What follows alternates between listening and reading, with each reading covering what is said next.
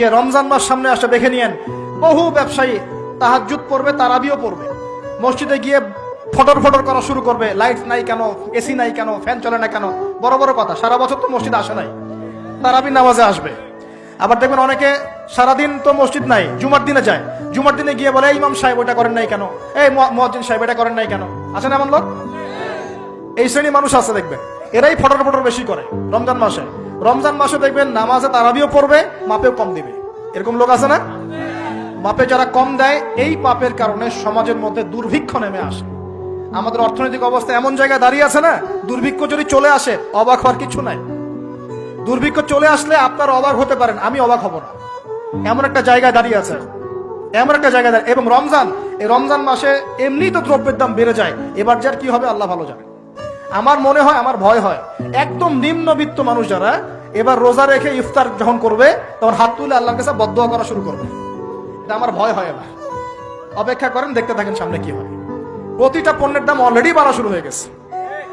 কিছু কিছু বৈশ্বিক কারণ আছে, এগুলোর কারণে যেমন বাড়ছে, আবার কিছু কিছু আমাদের নিজস্ব মানব সৃষ্ট কারণ আছে, এই কারণেও বাড়ছে। মানব সৃষ্ট কারণগুলো বুঝতে হলে আপনাকে বেসিক কিছু অর্থনীতি বুঝতে হবে। এটা পড়াশোনা করেন, দেখবেন আমি গত লেকচারে বলেছিলাম। আল্লাহ রাব্বুল আলামিন আমাদের সবাইকে হালাল খাওয়ার তৌফিক দান করুন। সমাধান কি তাহলে? সমাধান হচ্ছে অপচয় কমাতে হবে। 5টা খেজুরে ইফতার হয়ে গেলে 6 নম্বর খেজুর দান করে দেন, 6 নম্বর খেজুর দান করে দেন। সদকাগুলো বেশি বেশি বাড়িয়ে দেন। এই যে মানুষগুলো খেতে পারবে না, ওদের ঘরে ঘরে গিয়ে ইফতারগুলো পৌঁছে দেন, মাসের বাজার করে দেন। যাদের সামর্থ্য আছে, জাকাত ফরজ হয়েছে, জাকাতগুলো দিয়ে দেন। আল্লাহ পাক তৌফিক দান করুন। দুর্নীতি বন্ধ করেন, কালো টাকা বন্ধ করেন। কত টাকা পাচার হয়ে গেল বিদেশে, সেগুলো কে ফিরিয়ে নিয়ে আসবে? এ দায়িত্ব কার? মনে রাখবেন, একটা পাপের হিসাব না দিয়ে কাল কিয়ামতের মাঠে কোনো দায়িত্বশীল পার পাবে না ইনশাআল্লাহ। কোনো দায়িত্বশীল না। না, এই যে আমি লেকচার দিচ্ছি না, আল্লাহ পাক আমাকেও দাঁড় করাবেন। দাঁড় করায় বলবেন, তোমাকে আমি দিনের যে জ্ঞান দিয়েছিলাম সেই জ্ঞানের হক তুমি আদায় করেছো কিনা হিসাব দেওয়া।